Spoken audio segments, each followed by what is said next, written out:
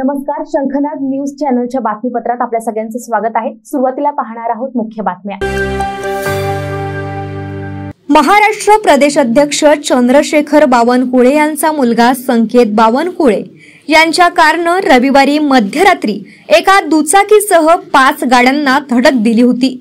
या अपघातावेळी संकेत यांच्यासह अर्जुन हावरे आणि रोनित सत्तमवार हे कारमध्ये होते अशी माहिती आज परिमंडळ 2चे डीसीपी राहुल मदने यांनी पत्रपरिषद घेऊन सांगितलं। पोलिसांनी तिघांना ताब्यात घेत चौकशी सुरू करून सूचनापत्र देत स्टेशनमधूनच जामीन देऊन सोडून दिला आहे। डीसीपी राहुल मदने यांच्या माहितीनुसार रविवारी मध्यरात्री सीताबर्डी पोलीस स्टेशन अंतर्गत रामदास पेठ परिसरातील सेंटर पॉइंट हॉटेल समोर भरधाव ऑडी कारने एका दुचाकीसह 4 चाकी वाहनाला धडक दिली। या प्रकरणाचं सीसीटीव्ही फुटेज सोशल मीडियावर व्हायरल झाल्यानंतर त्यावरून बरीच चर्चा सुरू झाली आहे।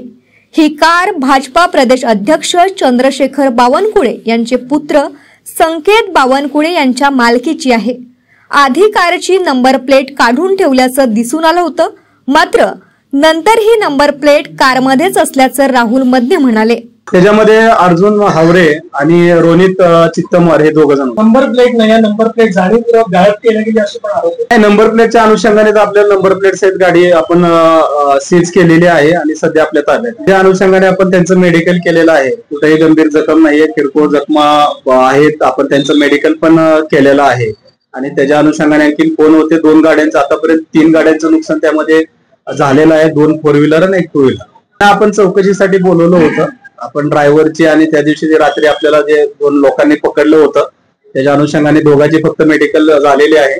आणि त्यानंतर उशिरा आपल्याला समजले त्या गाडीमध्ये संकेत बावनकुळे सुद्धा हे होते, त्या अनुषंगाने त्यांची पण आपण चौकशी करतो। स्पॉटवरून नाही, त्यानंतर पुढून गेल्यानंतर त्या संदर्भात इन्क्वायरी सुरू आहे, कारण त्या दोघांना तर लोकांनी पकडलेलं होतं आणि त्यांना मारहाणी केलेली होती।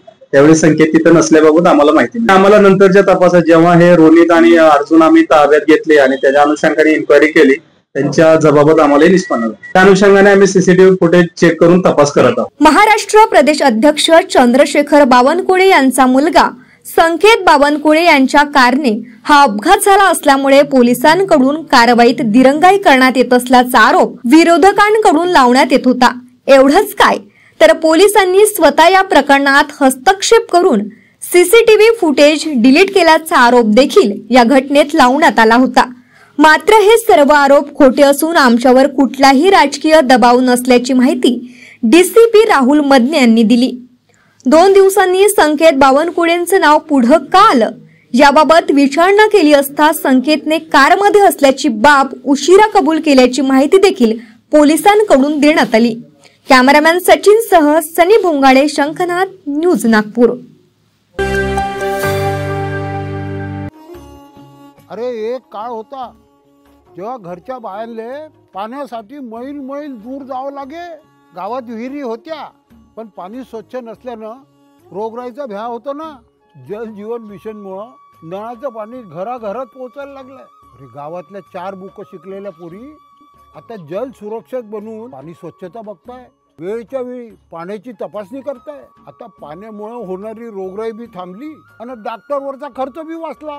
हर घर जल योजनेतून गंगा आली दारी, सुदृढ आरोग्य, स्वच्छ पाणी नांदेल आता घरोघरी। थांबली पायपीट दूरवरी, नाही हंडा डोक्यावरी, जलजीवन आले घरोघरी। माझी योजना माझी जबाबदारी, पाणी पुरवठा आणि स्वच्छता विभाग, महाराष्ट्र शासन।